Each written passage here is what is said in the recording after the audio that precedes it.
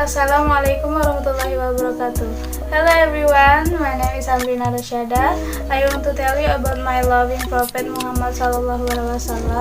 Allahumma salli ala Sayyidina Muhammad wa ala ali Sayyidina Muhammad. As we all know, that Prophet Muhammad SAW was a person of noble character, both in word and deed. He is protected from vile behavior, envy, and jealousy.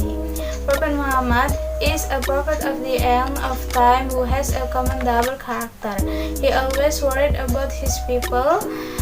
When that comes, the prophet still remember his people, however.